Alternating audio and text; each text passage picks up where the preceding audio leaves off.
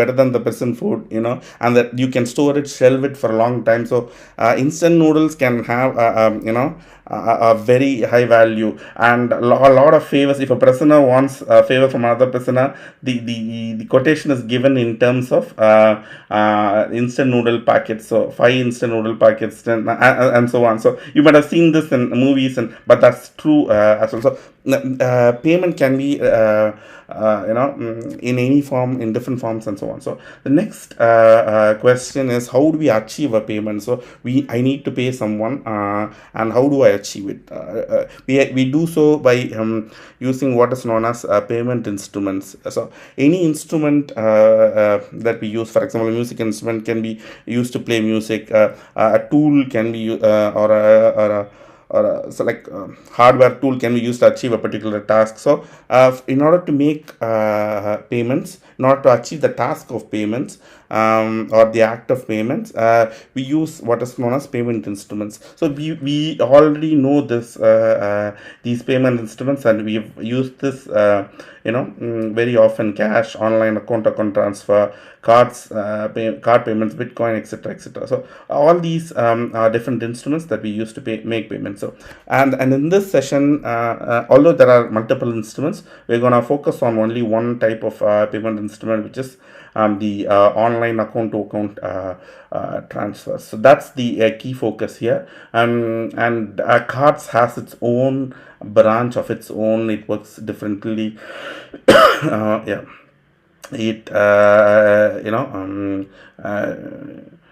it works differently than payments, and so on. It has its own branch, even though it falls under the umbrella of payments. So yeah, moving on to the next one.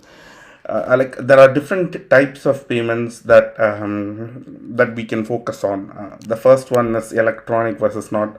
So basically, that these are categories that we can put payments in. So it is easier for us to understand payments when we box them into different categories, right? So we have the electronic and non-electronic payments. For example, cash is a non-electronic, and account to account transfers is electronic. These are obvious examples. And then we have high value and low value, which is very abstract concept, or it's not a very well defined concept, I would say, because who says what is high value, right? So the SEPA payments, let's say SEPA instant credit transfer, it is placed under low value, but the maximum amount possible is 100,000 EUR, which is a pretty high value, at least to me. And that's where the categorization of low value and high value clearly doesn't mean anything just by looking at those words, right? So and then we have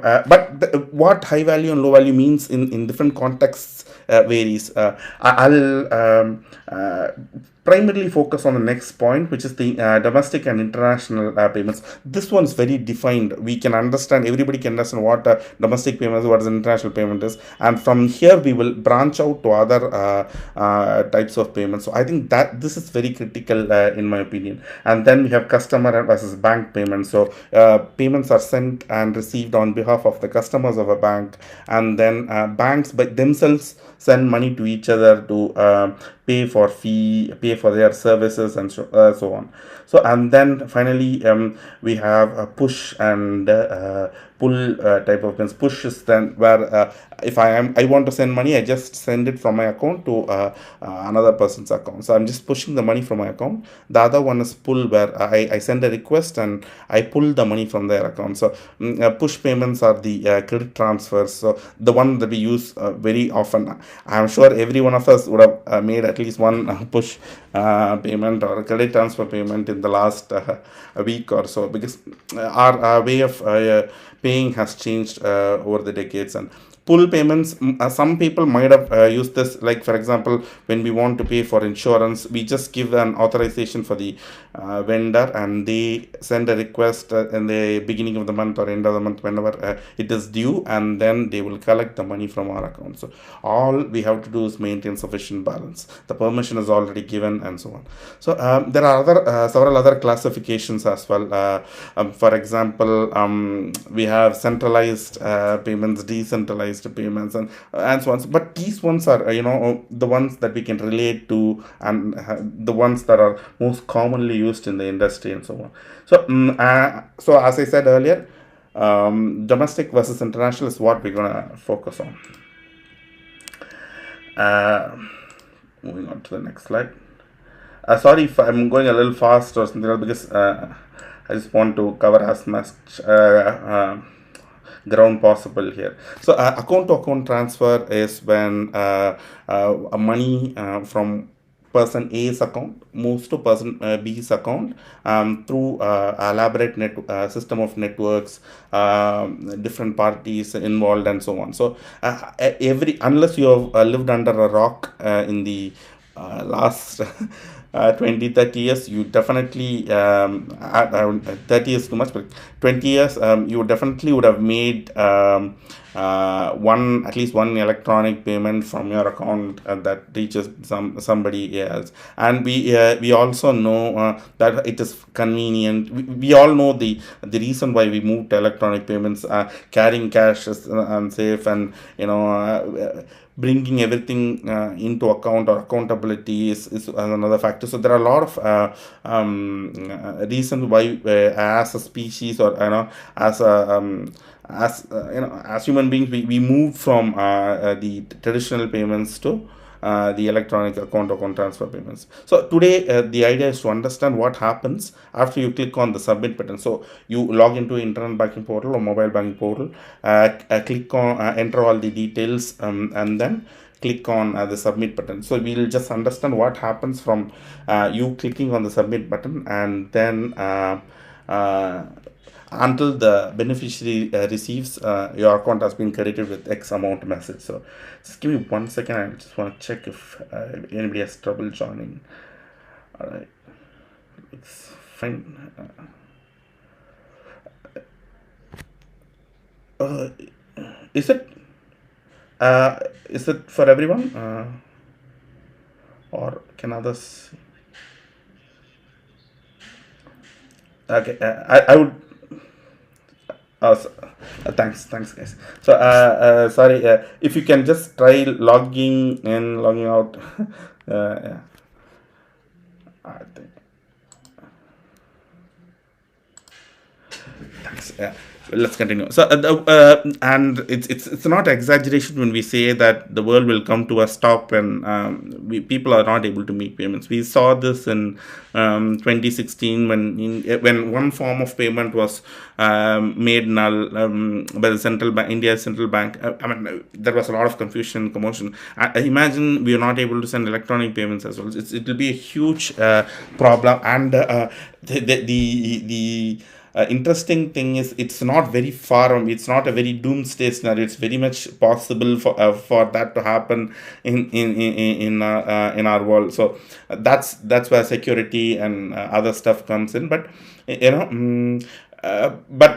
we understand the importance of payments just by studying the volumes in which payments are being exchanged between different parties, and how they are sending payments. And if we study that data, we can clearly see the shift from traditional payment instruments to the new electronic payment instruments. And this year, I mean, from 2021, it has been a boom in the payments industry. So when I joined payments wasn't really fancy.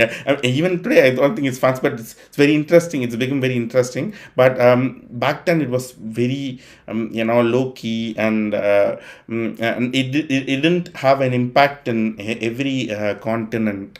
Now that Swift is making the change, target to Australia, Canada, everybody is moving in. Even India has explored. The Indian Central Bank has published the some recommendations and so on. So when the whole world is moving to this ISO20022, it has brought a conversation. Sorry if you can go on with. Sorry for saying this again, because just for everybody else's convenience. So now that ISO has come into picture, it has made payments into a talking point among people.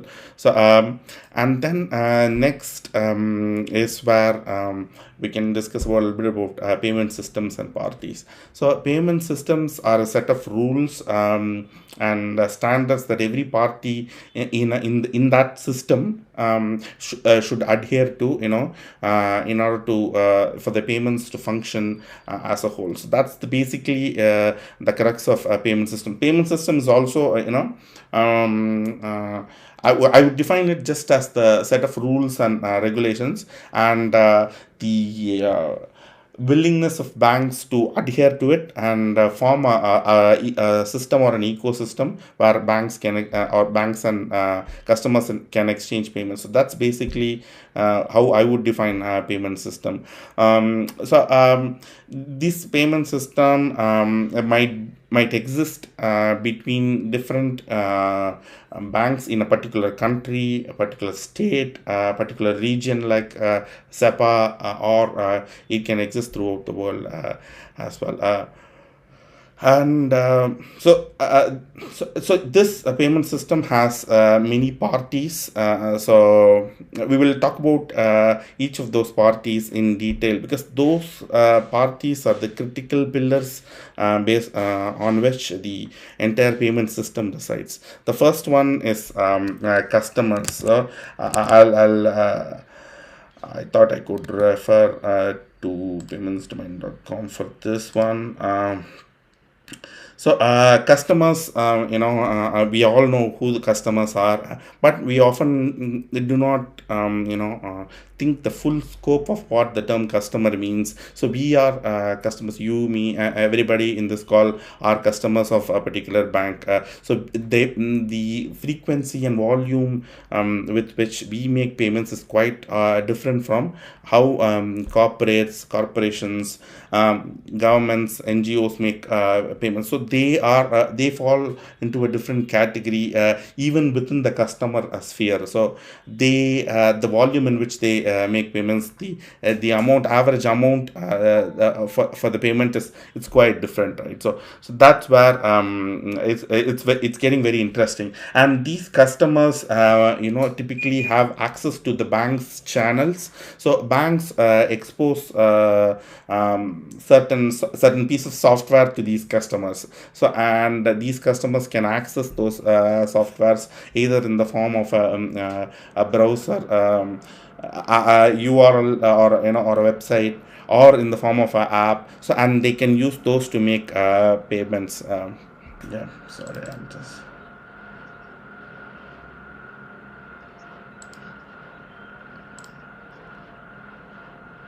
Eh, eh, sorry, I muted you.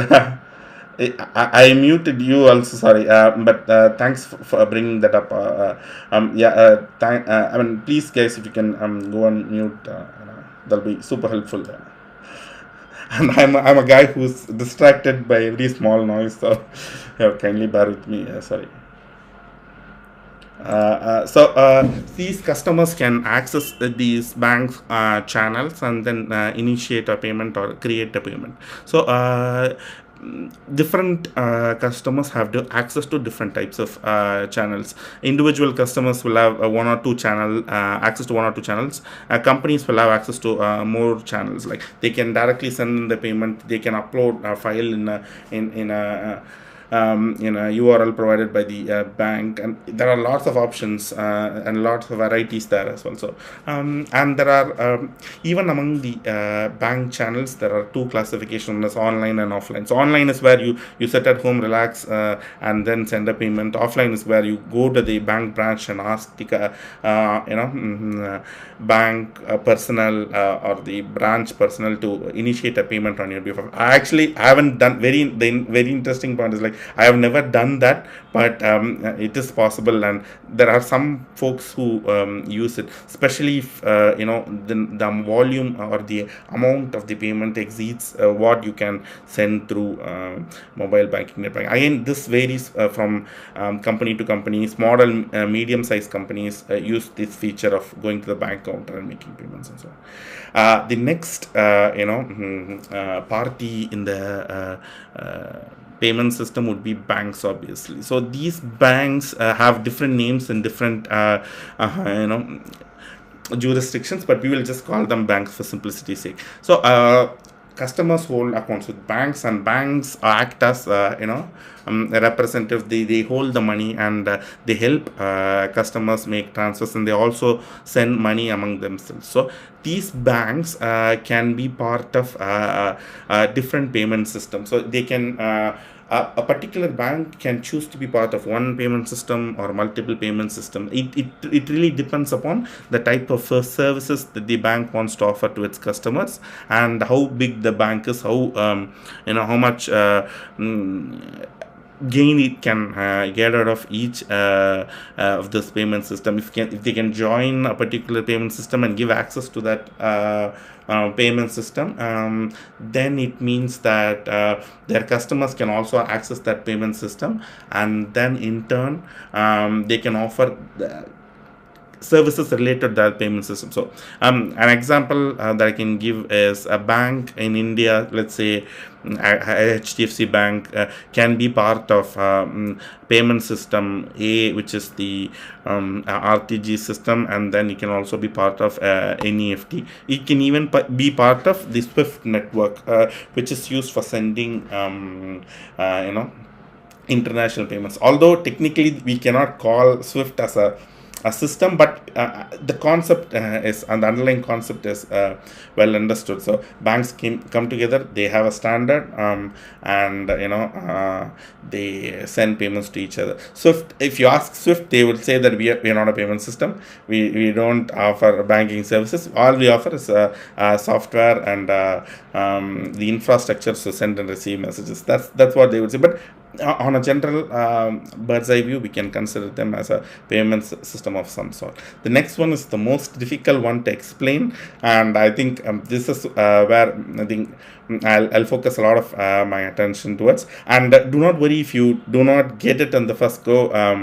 I will. What I've done in the presentation is that I have collected a lot of links that I find to be useful to everyone. So I will share every link with every one of you here, so that you can read things at your own pace, understand. And I've also attached links from other authors and other websites, so that it's always good to read information from multiple sources, because everybody explains stuff in different ways, and we can pick at least one point from each of those blogs and websites and so on. So clearing and settlement mechanism. So this is often not obvious to a common man. Like so if I'm initiating payment, it's going to my payment, and we know that it's reaching my beneficiary's bank, and my beneficiary would then credit my customers. This is fairly obvious, and we can reason this out from our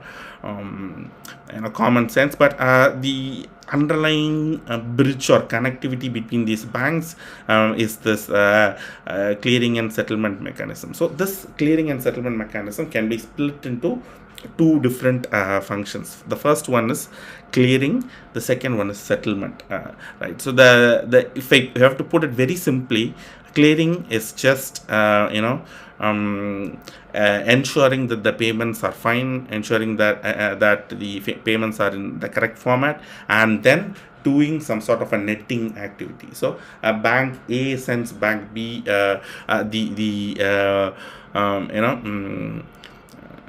the example that I've given here is like bank A sends bank B 10 USD, bank B sends bank A 4 USD. So if we net this, then it means that bank B has to send bank A has to send bank B 6 USD at the end. We've netted the amount, and then the final position is arrived. So that's the main function of clearing, in my opinion. So validating the message is one part. Every clearing mechanism will have some sort of a or most clearing mechanisms would have some sort of a netting function. So if somebody asks you tomorrow, you can blindly, at least in the beginning, say that clearing is equal to netting, because payment validation is obvious, and every clearing house will have some sort of a netting function where the final amount is arrived between different parties. This function is not very useful if it is like two banks, right? So I think it is useful, but you know sorry, please give me 1 second. I think it's useful, but at the end of the day, it's not hugely advantageous to set up a new system to do this netting. But if multiple banks are involved, like let's say 20 banks are involved, and all those banks will calculate their position against the clearing house. Everybody will exchange payment with everybody else, and at the end of a set period of time, it may be a few hours, it may be few, it may be the middle of the day or end of the day. It doesn't matter. After a set period time, the clearing house will tell you whether the bank has to pay them, or they have the clearing house has to pay the bank. So the final position will be arrived, and then from there the settlement takes place. So that's where the settlement kicks in. Settlement is the movement of funds between two banks. So basically, only if settlement happens, banks are assured that the money, they have the money required to give it to their customers. That's why NEFT or SEPA credit transfer or ACH in the US or any such payment system takes some time to credit the end customer. So at the end of the half an hour or 2 hour or whatever the time period is, banks, the clearinghouse will arrive at the final position and I'll tell you, okay, you have to pay me like $100,000, and then the settlement between the clearing system and the bank will happen at the central bank level. All these direct participants, sorry for using this word, but I'll let you read on what direct participant is, but on a high level, they directly connect with the clearing houses. At the end of the day, or at the end of the given time, the direct participant exchange funds with the clearing houses, and that exchange happens at the central bank level, where all the banks, the clearing houses hold account, and the accounts are funded, and there the movement of money between the clearing houses and banks happen, which in turn means that it is between two different banks. So that's the point where the banks are assured that, okay, you have the money now and you can credit to the customer. So that's what it means. But not all the payment system needs that settlement to happen before crediting the funds to the customer. There are exceptions to that as well, so we will not go into the exceptions for now. Quickly, as I said, like yeah, I'll share this link as well. You can read up on the different examples that I've given. And now we have a very important question and a very important party that not everybody talks about, is the third-party payment solution providers, right? So these are not fairly obvious as well. So we use different apps, Google Pay in India, UPI, PhonePe, and I'm not aware of the apps that exists in other countries, but I'm sure they do. What they do is they offer connectivity between customers and banks. Now there's a new guy who's sitting in between customer and bank, and they offer different types of services and so on. So in certain jurisdictions like the UK, it is mandated. So you need to banks should give access to customer data to third-party payment solution providers who are verified, of course. But in certain jurisdictions like China, it happens on a consensual basis. So everybody believes that banks believe that it is not a guy sits in between me and my customer. They think that it is a potential place to hunt for new customers. So that's where we apps come in. So these sit in between the customer and the bank. They offer basically two types of services. One is to initiate fund transfer, and then the other service is like you can go to one app. You can, if you have like 4 different bank accounts, you can connect to all 4 of them, and you can view all the collective balance in one place. So payment initiation service provider, payment account service provider. Yeah, those are terminologies used in specific jurisdictions and so on. But this is the basic concept, and then we finally have the governing bodies. These are very critical. Everything is dependent upon the governing bodies. These bodies take the decisions on what standards to use, which banks should be participant, which should not, which banks can join the payment system, and so on. And again, these are some of the examples that I've given here, are obvious. So in India, we have the NPCI and RBI, of course. Every country's central bank will be involved, so I've just left that out. The other examples that I've given here is the National Payment Council of India, the European Payment Council. European Payment Council just defines the standards, but the legal framework is defined by European Commission and the European Parliament and so on. So if you go to the SEPA article and go to SEPA stakeholders, I've talked about the 3 different pillars in which SEPA payments are, SEPA governing bodies can be put into. And then finally we have the SWIFT. So moving on. And then before we dive a little bit into, just give me 1 second, I have a glass of water. Before we dive deep into payment message, what an end-to-end payment flow is, we need to also learn about the different accounts that exist. There are a lot of confusions in this area as well.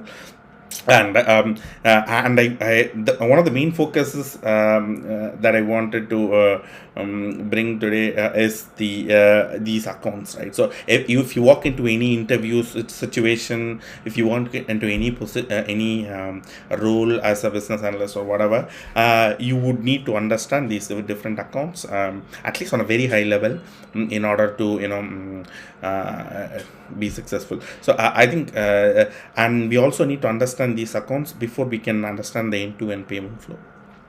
So an obvious one is the customer accounts. And you all know that there are 2 types of accounts: savings and checking, and there are the other varieties as well. So I'll skip that. And then we have the bank's internal accounts. So this is not, if you're new to payments or banking, you might not be very familiar with these types of accounts. We have the charge account, the profit and loss account, the general ledger account, and etc. So these accounts are in the bank's own books. So it is the bank's own internal accounts which the bank uses to for their daily operations, for their daily activities, and so on. And then the next one is something called as the clearing account. This is where it gets a little bit interesting, and I think this is where we should focus, in my opinion. So banks, when they are part of a clearing house, before this, I would like to just clarify one more point from the earlier slide. So this clearing and settlement mechanism, there are 2 parties. One is the clearing house, or ACH, automated clearing house, which offers the the clearing service. And then we have usually have the RTGS system, real-time gross settlement system, which sits at the central bank level, where the movement of funds between different banks, as well as between the clearing house and the bank happens. So I just want to clarify that. So this clearing account is an account that the bank opens with the clearing house. So this clearing account helps banks to send funds to the clearing houses, which will in turn forward the payment to the beneficiary's bank, and they would also have an account at the clearing house. and then we form into a ecosystem or a system where uh, the central body holds, which is now the clearinghouse, holds accounts of different parties, and then excuse me, and then that accounts can be used to send funds between the different banks. The next one is pretty interesting because and we will see why these accounts are opened a little bit later. But now just you can just take it for a fact that whenever banks open an account with a clearinghouse, it also opens an account with itself, which is called as the mirror clearing account, which just mirrors what's happening in the original account. The original account is with the clearinghouse. This account is used to monitor or track the funds being sent to or received from the clearinghouses. That's where we are at, and you can very distinctly see that there is a word called market infrastructure that's used. So whenever you hear the word market infrastructure, it's just a fancy word for a clearing or a settlement mechanism. So and usually for payments it is called as a payment market infrastructure, and there are market infrastructures for securities and other trade other areas as well. So and then the most confusing and the most interesting two accounts that we're going to discuss is the Nostro account. So apart from opening accounts with the clearing houses and the central bank account we're not going to discuss, but the most interesting account that banks open with are the ones the banks opens the accounts that banks open with each other. Sorry. So a bank A, let's say Citibank, if it wants to send Citibank US wants to send INR to India, what it will do is it will call up Axis Bank and it will open an account with Axis Bank. So Citibank comes to know, opens an account with Axis Bank India, and then that account from Citibank's perspective is called a Nostro account, and from Axis Bank's perspective is called as a Vostro account. Oftentimes you hear the explanations like Latin word is high for you. I never understood that, and I often struggle in remembering that. So I'll just think of it this way: if I am a customer and let's say I'm a bank, I open an account with another bank, which is usually how it happens. I open an account with other banks, and that account from my perspective is Nostro. I only remember this, and because the other same account from the Axis Bank's perspective, the bank which actually holds the account from their perspective, it is the Vostro account. So the Nostro and Vostro account indicate the same account. They are not two different accounts, but the name differs because the perspective from which we look at the account differs. So I hope this is clear. This is very important when we want to make when we want to learn about the international payments. Again, very similar concept, like how banks open a mirror account,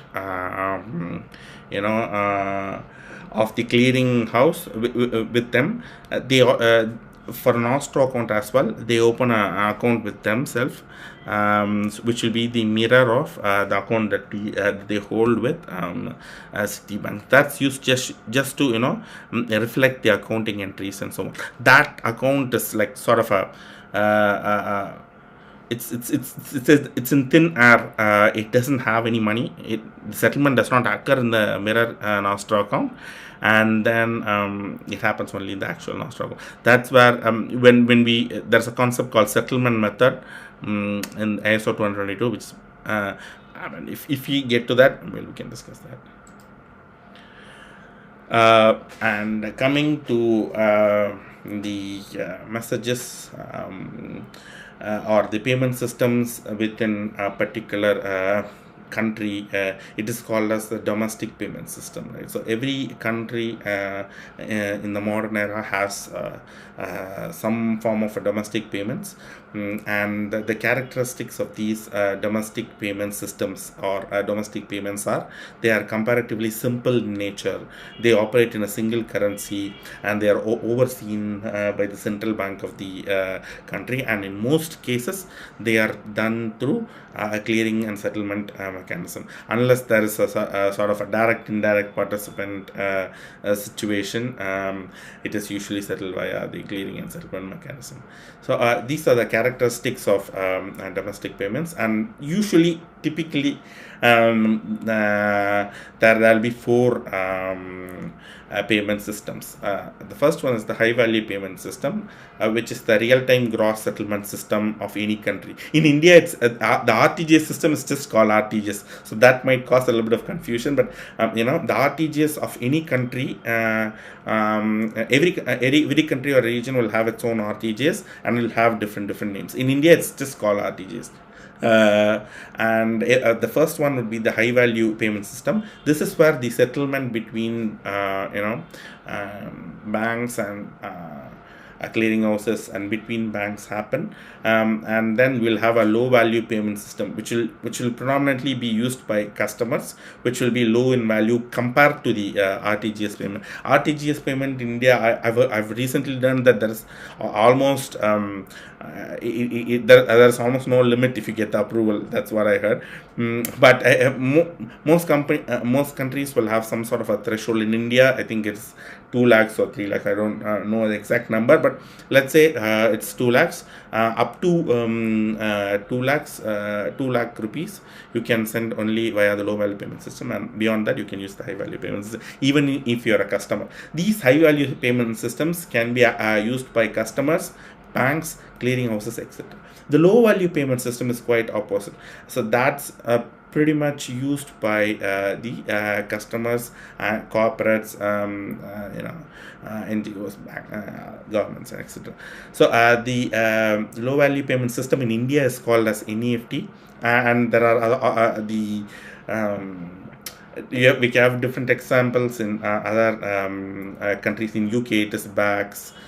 In US, it's called as ACH, and in Europe, it is SEPA. Sorry, I'll just go.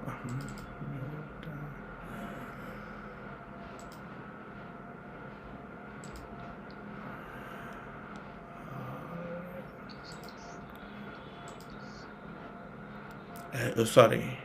Can you repeat it? Sorry, if you can you please unmute yourself and begin?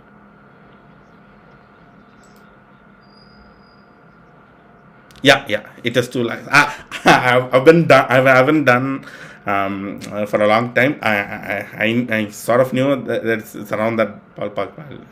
Yeah, thanks. Yeah. So the low value payment system is the NEFT in India, which India is a very, it has 24/7 NEFT settlement, but it's not the case in Europe or other developed economies.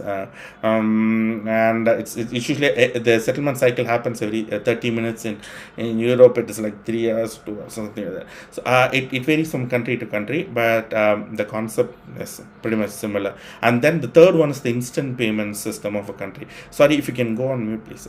The instant payment system is where you send a payment, and within a fraction of seconds, or within a maximum of 10 to 15 seconds, the payment reaches the beneficiary, and the funds are actually available to them at the end of that 15 to 16 minute period. So 15 to 20 second period.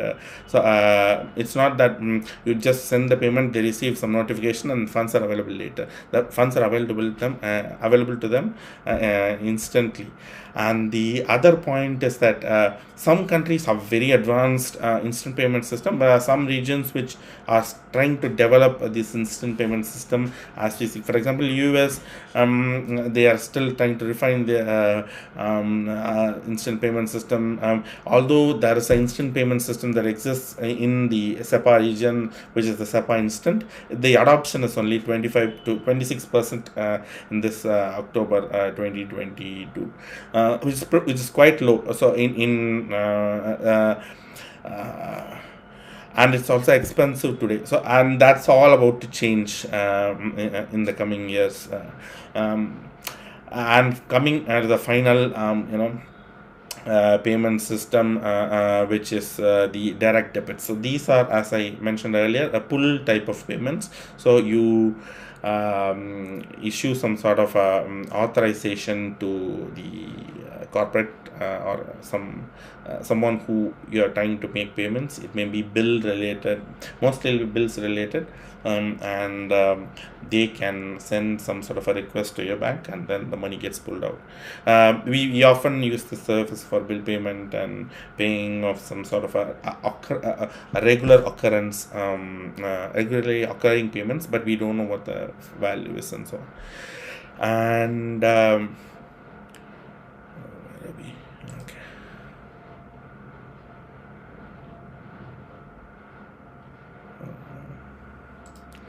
I can take a sample domestic payment. So let's say there's a person called John who holds account with Citibank and wants to send funds to Tom, who holds accounts with Axis Bank in India. So what would John do is they log into the internet banking portal and they enter different details, who the sender is, what their name is. Usually there are a few obvious standard details that every bank would require in order to initiate payments. For example, name of the receiver, the amount to be sent, the purpose of the payment, the account number, and finally there is some sort of an identification for the receiving bank. In India, it is the IFSC code.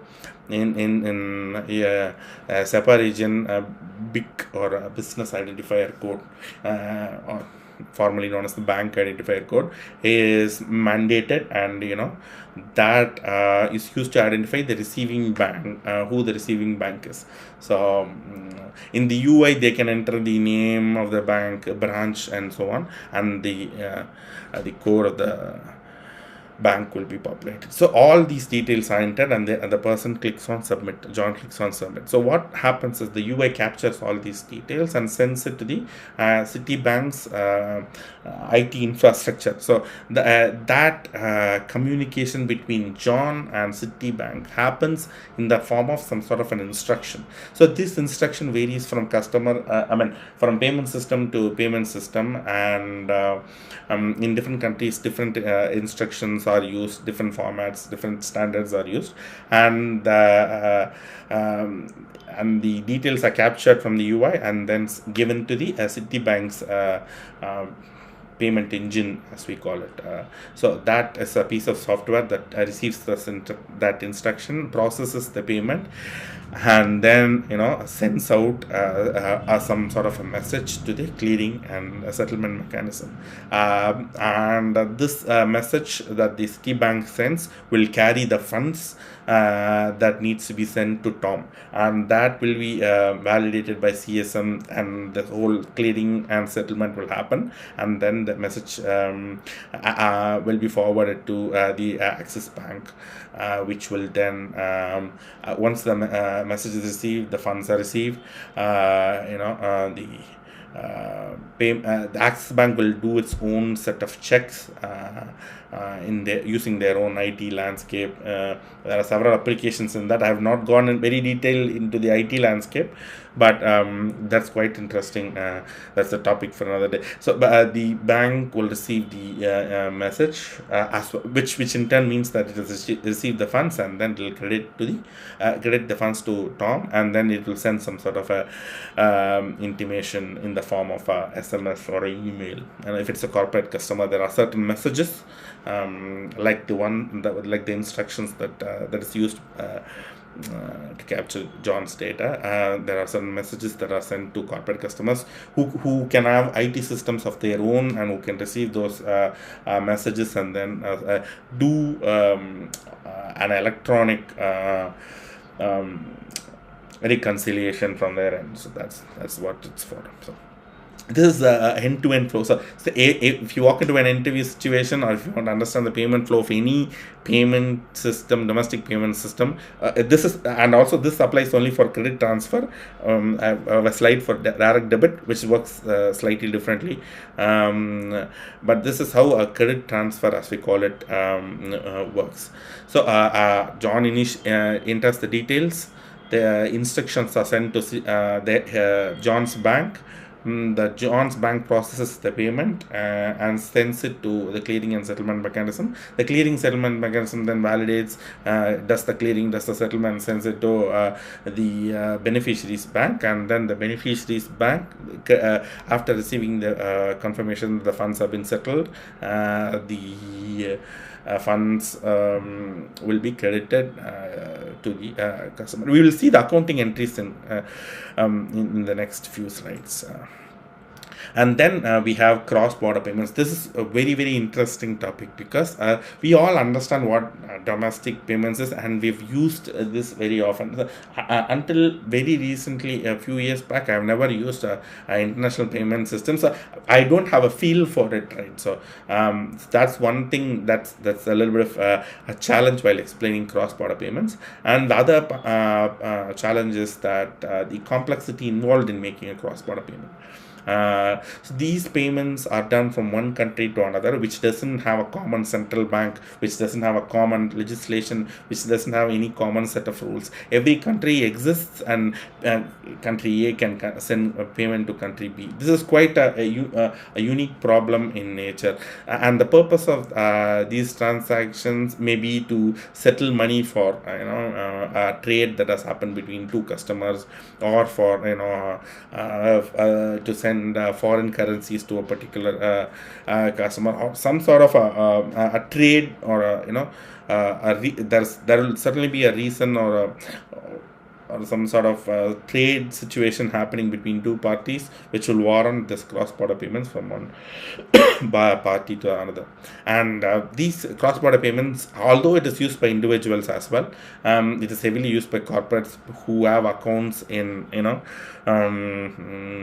different countries, who do business in different countries. That's heavily used. I mean, the percentage of users is quite low in terms of the retail customers. And there are remittances, foreign remittances that flow from other countries to India, but that's quite low compared to, at least from the amount perspective, it's quite low than the corporates, what corporates do.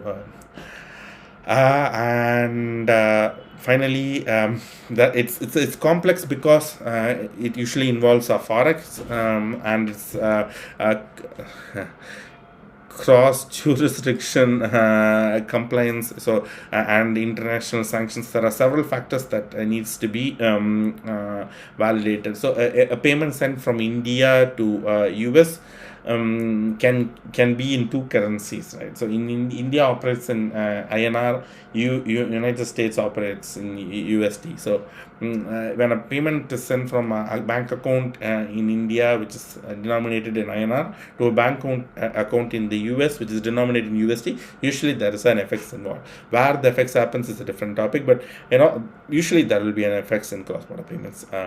And there is also jurisdictional compliance. So in India, if you receive a payment from a foreign country, if into your account, then what you would need is some sort of purpose code. Some of you guys who worked in the Indian payments, cross-border payment system might know this. A bank users need to enter, or you yourself need to enter the purpose of the payment. There are a list of codes that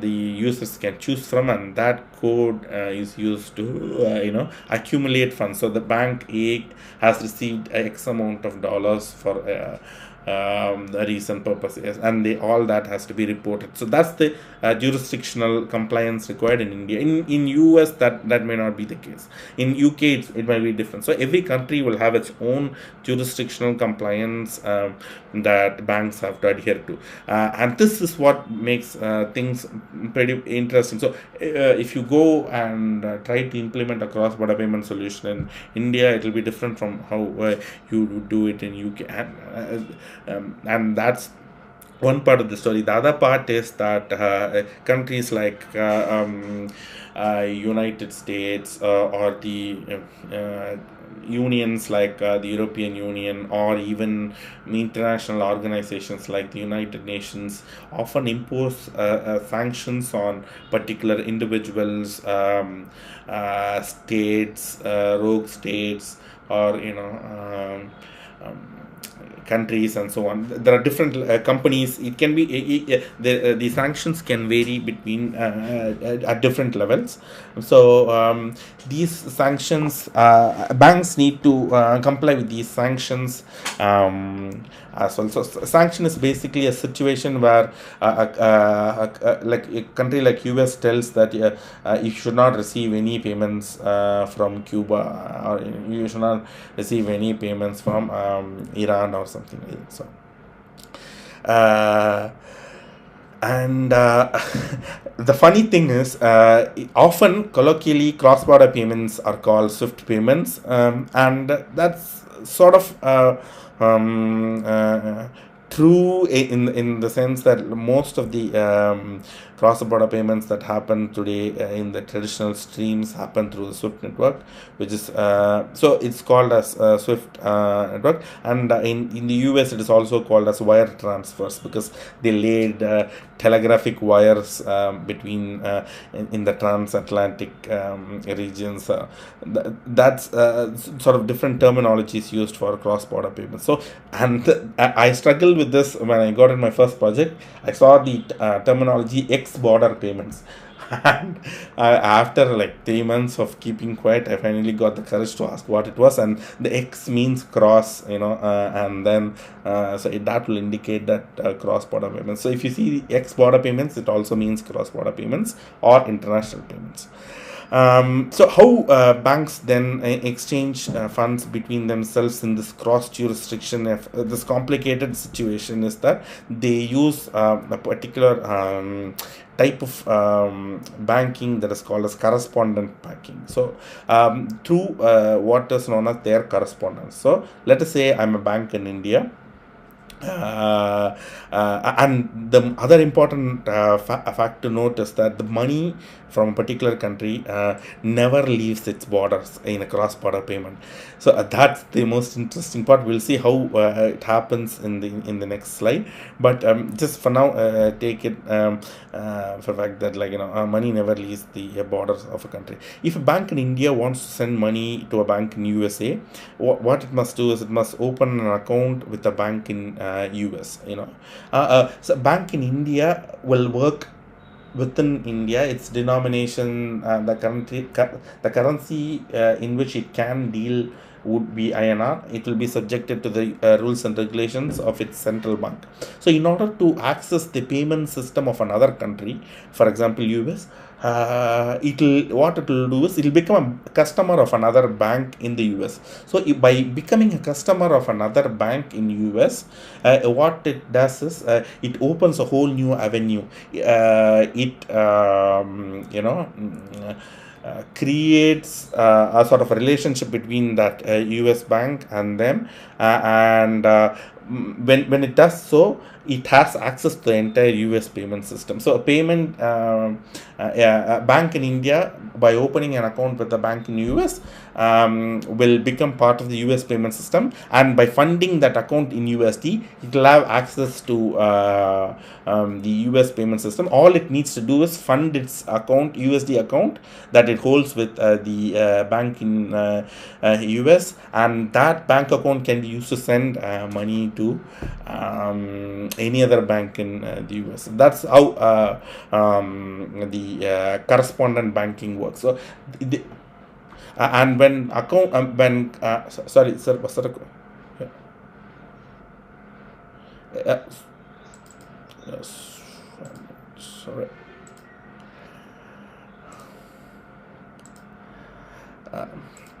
And Where was I? Okay, the correspondent bank. So bank in India goes to a bank in US and opens an account. Right, the relationship between them is what is known as correspondent banking. So these banks can send messages among themselves. So it can write a message and send it to them. So that's why the word correspondent comes into picture, and they can exchange messages, which in turn result in the exchange of funds. And We can have several types of correspondence. We can have country correspondent, where a bank can open a bank account with another bank in a particular country, and to send payments within that country, it will use that bank. So that's a country correspondent. A currency correspondent is where if it wants to send euro, then it will hold account with only one bank account in the entire SEPA region, or the European Union, which where sorry, not European Union, the Eurozone, as it's called, where banks can have accounts in US. So that is called as a currency correspondent and so on. But basically, the concept is same. To send payments in a different currency in a different country or region, you need to open an account with them, with a bank in that particular region. So that's the whole idea. And the accounting entries are pretty fascinating. This is my favorite slide in the whole deck. That this is And when I explain this to people who are new to payments, it takes a minute for them to hit what's really happening, right? So and these cross-border payments typically will not have any clearing or settlement mechanism in between. So the exchange of funds between two correspondents happens on a mutual basis and trust basis. The SWIFT network, which offers the technology to exchange messages, will not take responsibility for the settlement of obligations between different banks or different parties. Just give me 1 second. I'll double check that. I'm recording. I think I am. Excellent. So, as I was saying, so this exchange of funds between two banks happens on a mutual basis, and then there is no intermediary. There may be intermediary involved, but there is no central body like a CSM involved in the exchange of funds. So the screen that you see is how a typical international payment would happen. John would enter into his net banking mobile banking portal, enter all the details and click on submit. So that instruction will be carried over to the Citibank. The Citibank will do as usual all the processing, along with the additional processing that is involved in international payments, like sanctions and sanctions check, fraud check, and all the other checks. There are a few OFAC and a lot of other regulatory checks, and then the accounting entry will happen. So the accounting entry is where the credits and debits happen between different parties in a payment context. So in Citibank, what will happen is John's account will be debited. The account that John holds with Citibank, so that will be debited for $1,000. So let's say the payment is for $1,000. The John's account will be debited for $1,000, and Citi would have a Nostro account with Axis Bank, and also a mirror Nostro in its own book, right? So that Citi's mirror Nostro account will be credited. So the money today is just a number in a database of a bank.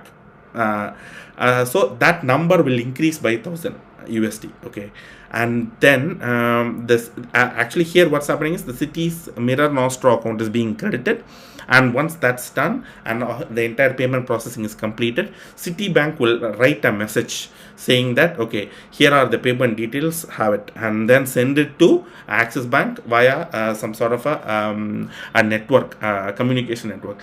That is the Swift network. The Swift network actually provides connectivity between Axis Bank, Citibank across jurisdictions, and they also define the standard of the message that would be that should be exchanged between Citi and Axis. Not only Citi, anybody who's part of the Swift network have to follow that standard. That's the MT standard that we know, and which is currently which is currently active, and then the message is sent to Axis Bank, which will then receive the payment, do all the checks, and then when it comes to accounting, what it'll do, it'll debit the city's nostro account, and then credit Tom's account. So in the money never left the country or region. It is not like we carry suitcases of USD in a flight and then it reaches Axis. That's not what happens. It's just when the money is credited to Citi's Mirror Nostro account, it means that it is like Citi telling Axis Bank, oh hey, I've credited this account, Mirror account, and you can now debit. Which means that I've sent you money. You can just debit my Nostro account and then credit the end customer. So it's just a communication that happens between two banks, and that's why it's called as correspondent banking. Banks write beautiful messages to each other in order for the funds transfer to be carried out. So it's basically communication that happens between two different banks, and as a result of the communication, debit and credit happens between different parties in the payment chain. Moving on, accounting entries in the domestic payment is very similar, except here the clearing and settlement mechanism is involved in the middle. John initiates the payment. John's account is debited. Citi's Mirror clearing account is credited, and then once the payment is settled, then Axis Mirror clearing Axis's Mirror clearing account is debited and Tom's account is credited. So here you can see that both in Citibank as well as Axis Bank, the Mirror accounts are credited. That is, in correspondent bank it was not the case, because Citibank held an account with Axis Bank. Here both Citibank and Axis Bank hold accounts with the clearing with the CSM or a clearing house, and that account is where the actual debit and credit happens. So the fund is moved from John's account to Citi's Mirror clearing account, which will then in the CSM sphere, the Citibank's account will be debited, Axis Bank's account will be credited, and then the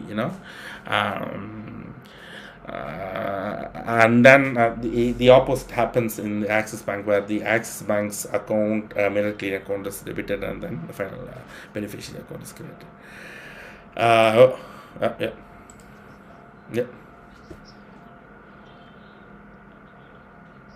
Mm.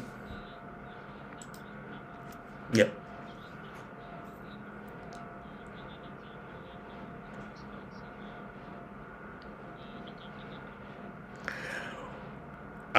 So let's say the John's account is debited 100,000 USD. I don't have a different slide.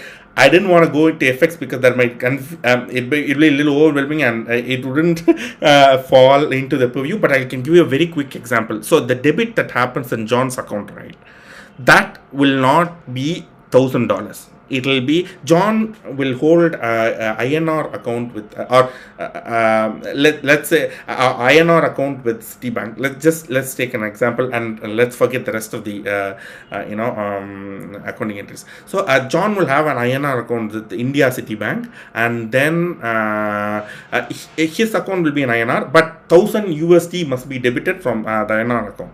So we cannot debit 1000 USD from an INR account. Right? That's where the 1000 USD will be converted into INR, and the equivalent will be debited from John's account. And the same credit situation also is similar. Let's say the Tom's account is in INR. If you forget about the rest of the payment, so we have to credit $1,000 to Tom, but he has account in Indian rupees. So what bank will do? Axis Bank will do is it will convert that 1000 USD into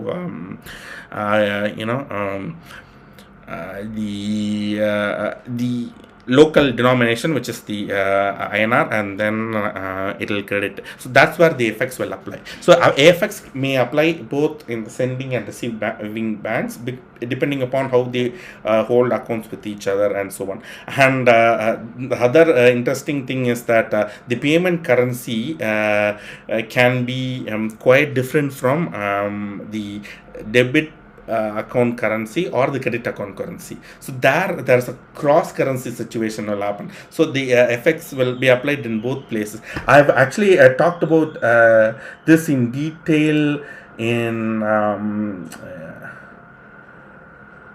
the Swift. I think in one of the articles, I'll definitely add a link to that article. How the single current, no effects on the debit side, effects on the credit side, and cross currency effects, all those happen. And if you go to the world of FX, it's like complex, like different rates are offered to different customers and so on. So just to keep things simple, we can just say that whenever a debit is trying to whenever a bank is trying to debit a particular account in a particular currency, and the amount that is trying to debit is in a different currency than the actual account, or if the amount that is trying to credit is different from the actual account, then what it will do is it will make a currency conversion and then to the debit and credit. I hope I answered it.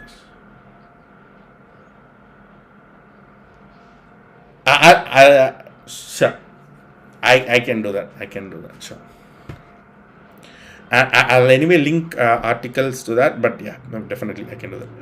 And then, so in the interest of time, I'm just rushing past because we've not even ventured into ISO20022. Direct debits, I'll leave it for self-reading. It's very simple and it's not that difficult to understand. I'll give links to all the and.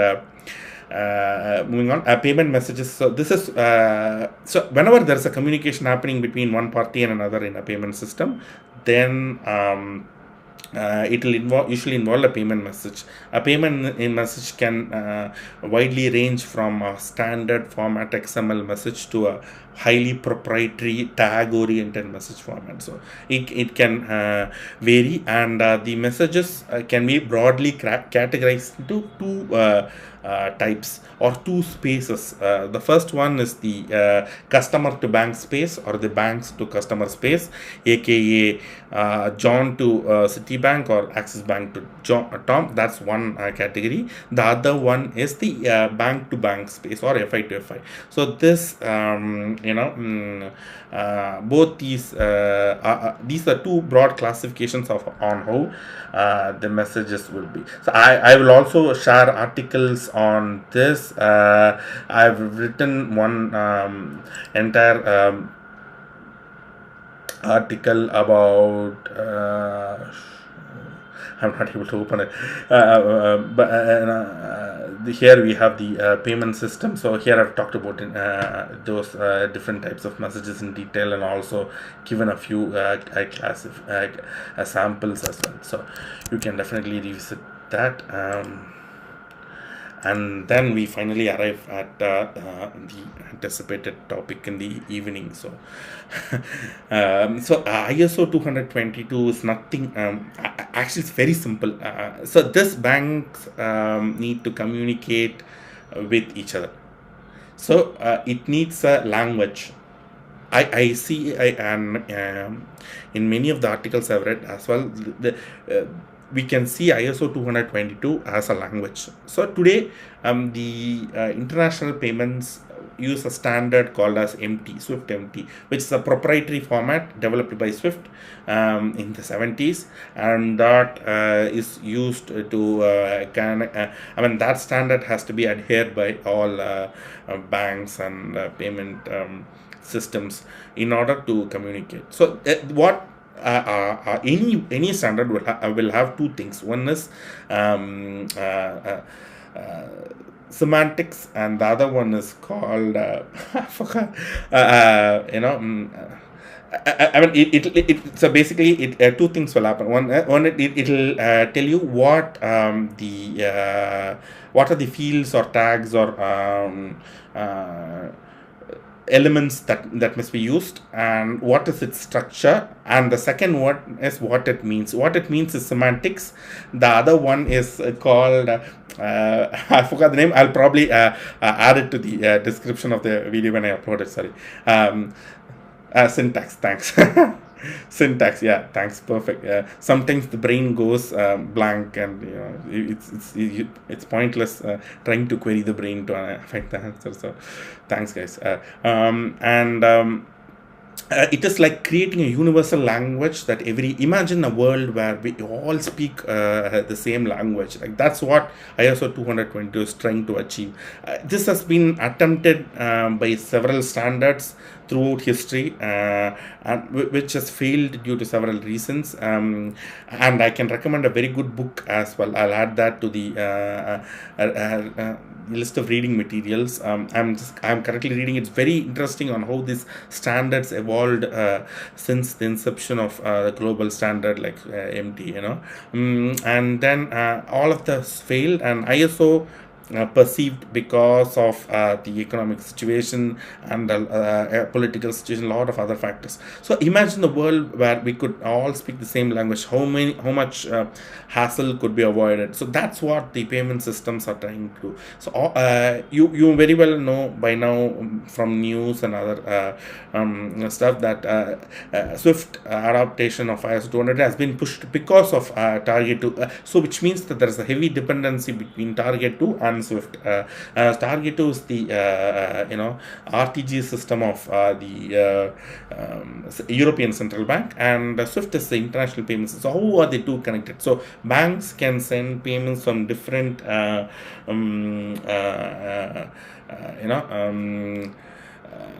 different countries into Europe, and the final leg of settlement might happen in Target 2. So all these systems are interconnected, and the Canadian, Australian payment systems have also pushed their go live date to next year. So all these systems are interconnected, and if all of them could speak the same language, the amount of data lost in translation is quite low when it compared to translating information from one standard to another, and the second standard doesn't have enough fields to hold the information. So that's the problem, or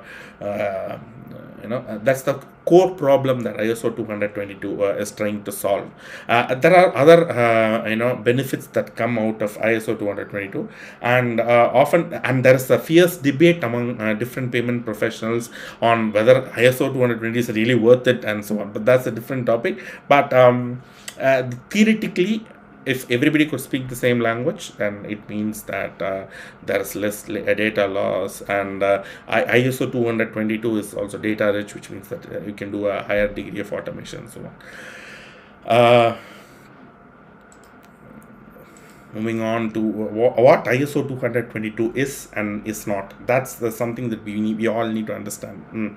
And often there is a confusion on what it is and what it is not. It is a global standard of financial communication. It is like a dictionary and a grammar book that contains the definition of a word and how it must be used in a particular context. And ISO 222 is open source, which means that anybody can contribute to ISO 222, and more than 75% of messages in ISO 222 today have been contributed by Swift. So that's one little interesting fact. It covers parts of the financial world, other parts of the financial world, including cards, trade finance, forex, and historically, what's happened is that the reason why Swift came into picture is because of payments, which was then adopted to securities and trade finance, treasury, and etc. So payments actually led way to this. The first international standard. So always payments has been the front runner because payments are very critical, and payments drive business, which in turn drive other stuff. And it's also a framework that can be used by different financial systems. So the pure ISO 222 is just a framework. And that can be used by different payment systems. They can adapt to how they want. They can customize it. They can take it without sugar, without milk, and and so on. And it's also not technology dependent. It's technology independent, which means that any technology can be used. Today, XML is used because that's quite convenient. It's a little bit of user friendly for the users to read, and so on. But there are a lot of disadvantages to XML as well. The number of tags exceeds the number of information it contains. That's the disadvantage of XML. But Swift actually recommends two standards. One is the XML, and the other two technologies in the XML. The ASN.1 is the another one. But in future it can be JSON, it can be anything. So it can be it's technology dependent. Basically, we have elements, parent element, child element, and that can be implemented in any technology that can adopt such sort of structure. It's proven robust, and it's a universal language. So SEPA was one of the early adopters of ISO 222. So it's been SEPA was introduced in like 2007-2008 periods. So it's been here for around 12-14 years. So it has some proven track record, and it's also called by payment gurus or payment experts as standards of standards. So it's ultimate standards, and it's quite good when it comes to the depth it covers. And it will soon be used by most big payment system in the world. Like there are 10 payment systems in the world. If all of them use it, then that's like 80-90% of all the volume of the volume, as well as the amount, and that's being transferred. And as I've already told them, it's anyone can contribute, and it's evolving every year. There is a new standard that's published, and there are revisions, continuous revisions that happens. So in an existing message, the ISO 222 working committee takes use requests from, or change requests from the different stakeholders involved, and then it will analyze and then publish the latest standards every year. And this is more important than what it is what it is not. That's very key. No, it is not a message type. Often MT is a message type, MX is a message type, but not ISO 222. We'll also try to identify what's the difference between MT and MX, and what is CVPR, or other terms that are thrown. It's not a message type as such. It is just a standard. So that's what ISO 222 is. And it is not a payment system. It is not just XML, and it is not just limited to Swift, MT to MX. There are a lot of adaptations of ISO 222. For example, the SEPA adaptation of ISO 222 is quite different, and it is not just for payments. Cards, even cards have ISO 222 standards. In fact, that's one of the biggest, bulkiest portions of the 750 messages. Close to 750 messages exist for cards alone, and a very important thing is that it is not new. It is older than many teenagers, and if it is allowed to drink, it is actually allowed to drink in certain countries. So it's now close to 18 years old. The first standard was published in 2004. So yeah, it's now an adult And the industry as such has taken 18 years for it to see how it has worked, the proof of concept, and weigh the pros and cons, and then do the adaptation. And it's not just about mapping. Often the most asked question to me is, how does the Swift MT to MX mapping work?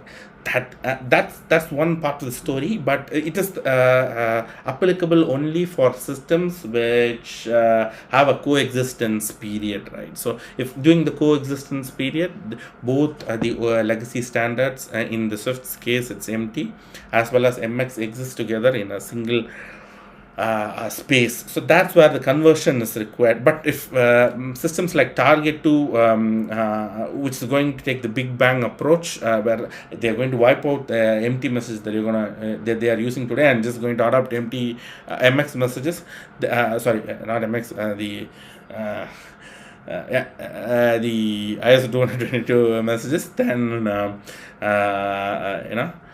there is no MT to MX mapping sort of a situation at all. It is purely an MX situation, unless the banks use MT systems for MT messages to still communicate with the customers, which they strongly which is being strongly discouraged, and which will not make any sense to do that. And just a quick timeline here, I'll let you go through this in the interest of time. I'll skip to this advantages of ISO 200. This is again as most often asked interview question, as well as most often a thing that's slightly misunderstood, not fully understood, I would say. So first one is interoperability, which you already talked about. Two payment systems that exist anywhere in the globe can, when they translate from one payment system to another payment system, it will work smoothly. So it's like an Apple ecosystem. An example that I can give you is it's like Apple ecosystem. Apple Watch connects well with Apple phone. The other watches might not connect as well, right? So that's the example here. And the second one is rich data. ISO 20022 has better quality data because the data is in structured format. Of course, ISO 20022 can also have unstructured data, but you wouldn't fully leverage the advantage of ISO 20022 unless you adopt the structured data in fields like address, in fields like remittance information. All these remittance information is the information that is being transferred by one party to another. If it is structured, we will know what exactly that particular value means, instead of having it in a bulk,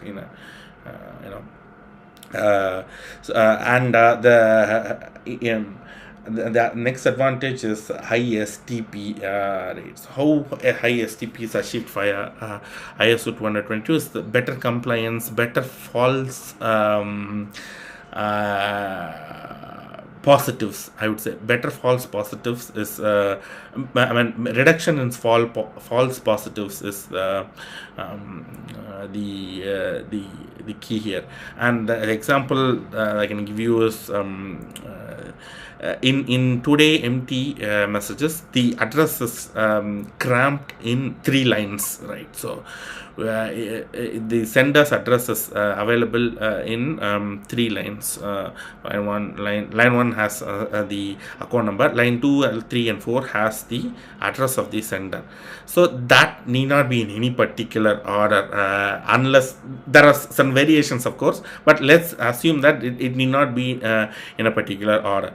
But in ISO 222, if you use the structured address, every little parameter of an address will have its own tag. For example, street name, for country name, the building number, building name, all that will have a separate tag. So let's say I am a customer sending a payment, and I live in a street called Cuba Street in London. And if I'm sending a payment today, the address information in the legacy system will have Cuba, the name Cuba, and the legacy systems will just scan the entire tag, and it will read the word Cuba and will put the payment in sanctions. But in ISO 20022, the word Cuba will not be under country, but will be under the street name. So we can build intelligence in the system so that it detects, okay, this is not Cuba the country he is sending from, so he's sending from Cuba the street, which is fine, and then it allows the payment to be processed automatically. So this is how they improve STP. And of course, better compliance. As I said, the more data we gather from customers, the more compliant we can be with the different standards out there. Sorry, I think we've reached the end of the time, but I'll just quickly run through the other slides, and then we can have a few minutes of Q&A. So how these three things are related: ISO 20022, MX, CBPR, what is HVPS, what is CGIMP, all these are terms that are thrown around in the ISO 222 sphere. So there are three layers to this, if I can put it very simply. The first one is the ISO 222 layer, which is the pure ISO 222 message, and then we have the usage guidelines, so which takes the ISO 222 messages, and it creates some sort of a guidelines to be used in different contexts. For example, CBPR plus is a cross-border payments and reporting plus, which is for cross-border payments, how the ISO 200 message can be adapted to cross-border payments. That's the guideline that is CBPR plus. So it's just a guideline, and whatever we have in CBPR must comply with ISO 222 standards. Of course, you can do a little bit of variation within what is optional, what's mandatory, and so on.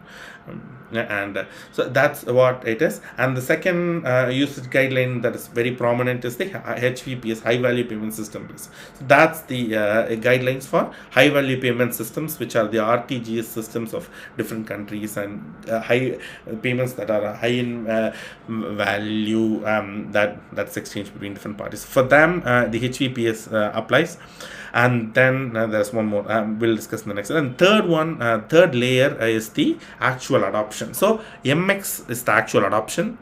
All MX messages are not ISO 222 compliant. All MX messages need not be CBPR compliant. So an MX message is a message exchanged between two parties in a Swift Fin Plus network. Some of the messages can be ISO 222 compliant, but not all. So that's the actual adoption. So when it comes to actual adoption, they take the good bits of ISO 222 and then they add some of their own flavor to it, and then do the adoption. Even they take the usage guidelines as a reference in certain cases and do a little bit of adoption when it comes to a different payment system. This would be quite explanatory, I think, whatever I explained. So we have the ISO 222 standards, we have the CBPR plus guideline, which is then adopted by Swift as Swift MX messages. And MX messages may not mean it's always ISO 222 compliant. That's very critical to understand. And the second one is HVPS plus, which is the Euro 1 is the high value payment systems in Europe. It is it's not a gross settlement system, but when Euro 1 adopts ISO 222, it will take the HVPS guidelines and do a little bit of masala, or salt and pepper, and then use it. And then we have the CGIMP guidelines, which is the market I forgot the acronym. I'll definitely add it. It's just basically a market practice group, which defines the communication that should happen between, or it provides guidelines on the communication that can happen between customers and banks. It is predominantly involved in a customer to bank space, whereas the CBPR plus and HVPS plus work in the bank to bank space. So when Swift creates a standard, it will usually it will involve itself only in the bank to bank space, and it will leave the customer to bank space to the discretion of the banks themselves. For example, the pane 1 version 9 of the message is mandated between if a pane 1 is sent between one bank to another. Let's forget what pane 1 is for now. Let's say there's a message called pane 1 and it's exchanged between two banks within Swift MX, then you should use the version 9. But it need not be the case in when the bank and if the customer sends a pane message to the bank, which is the payment initiation message, it can send version 3 or whatever version it wants, right? So it need not be according to Swift standard, because that's not mandatory by Swift. So that's where we're at. And common, yeah, exactly, yeah, thanks. Yeah, thanks. Yeah, yeah. And usually Swift is a part of that market practice group. They provide their inputs, but there's a different committee that makes the decisions and so on. Thanks for your inputs. And then the XML, I'll call it XML anyways, everybody is doing. So ISO20022 messages have a certain structure in their naming conventions, which is broadly divided into two parts. One is the message identifier and the second is the message version. The message identifier can further be split into two parts, which is the business area and the identifier. So the business area and identifier will tell you what the payment message is all about. So business identifier, and the example that I've given is the pane message, which stands for the pane initiation message. And there are two others, PACS, which is payment clearing and settlement, and then we have the CAMT, which is cash management. So these are business areas to which the ISO 20022 message belongs to, and the identifier is used to identify what type of a message it is. For example, pane 1 is used for payment initiation of a customer credit transfer. Pane 8 is used for direct debits and so on. So it varies. And then we have the second part, which talks about the version of the payment. So there we have a variant and a version. So variant is usually 001 represent that it's a global variant, and there are local variants, there are country specific variants or group specific variants that are possible.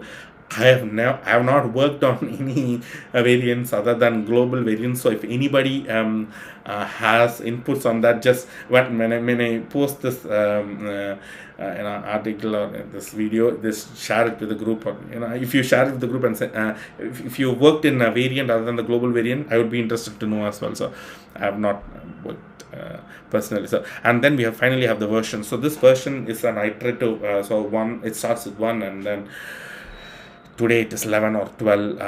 I think pane 1 is 10. Yeah.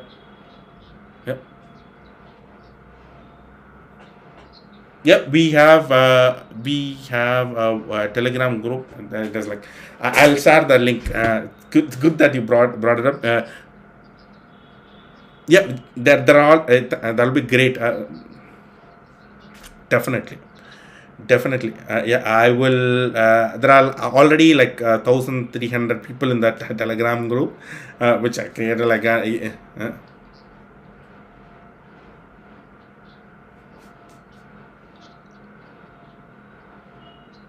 oh no, oh no.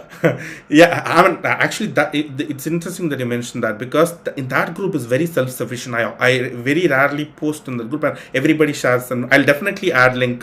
If you yeah, sure, sure. Sure.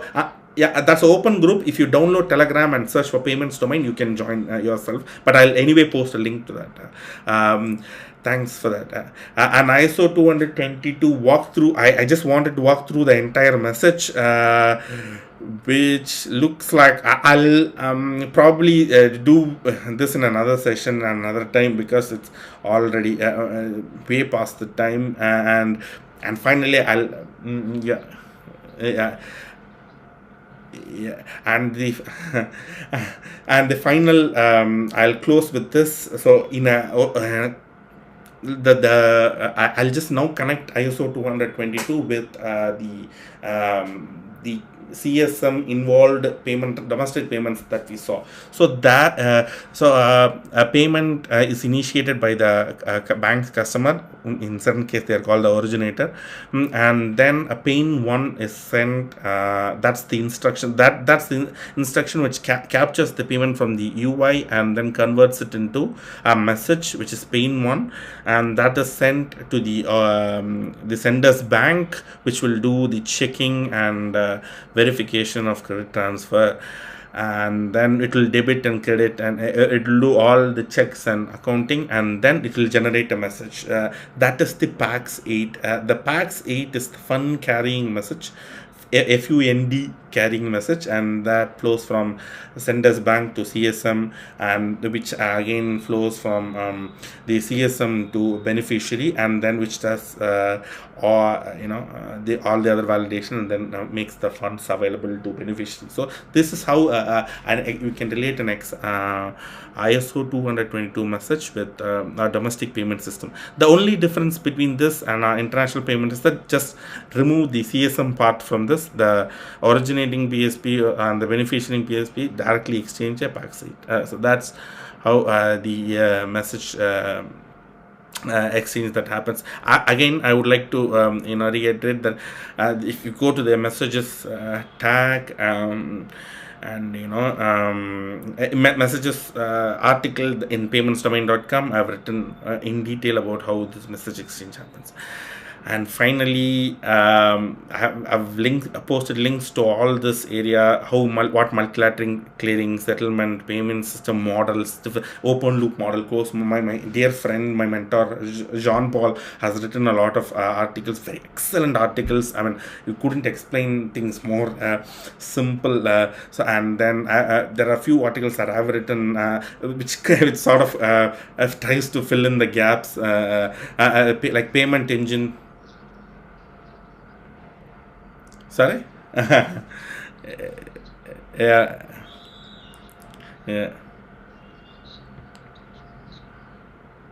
yeah.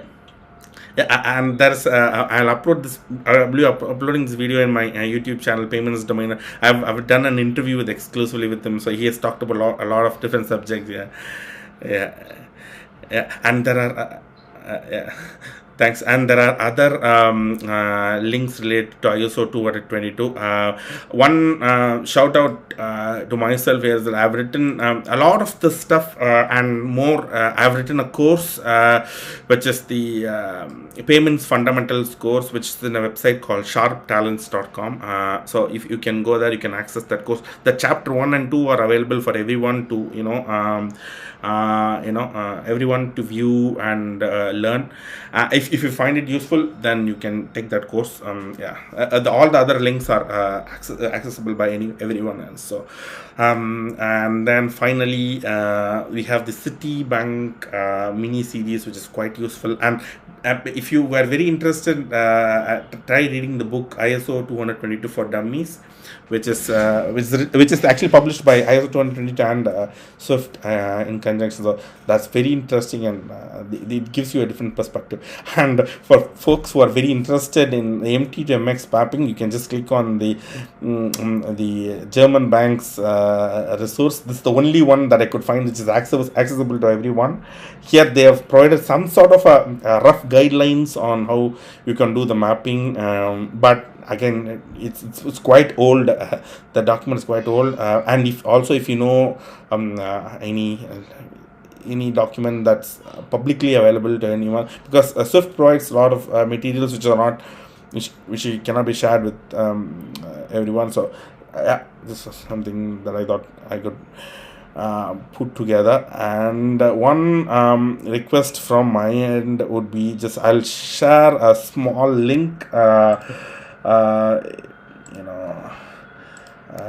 with you guys. If you can just take a few seconds of your time to fill this, it will be a valuable feedback to me.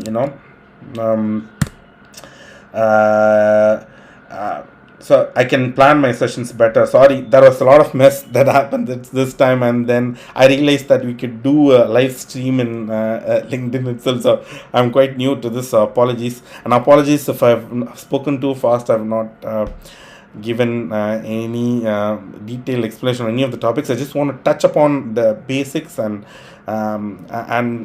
there are a lot of every link here is a rabbit hole. If you go into one, you will have a question in your mind, which will take you to another set of topics. So I would urge you to question everything, even question everything what I say, and these questions will help me and help yourself as well. So we may not have a lot of time for Q&A now, but I hope you all have found this event via LinkedIn, so you can find me as well. So you can ping me anytime. I'll usually respond within a day or two with the links and so on. So any questions regarding the session you can ask there if you are not able to now, and feel free to just share your feedback. I hope the feedback link works, and because some sorry, okay.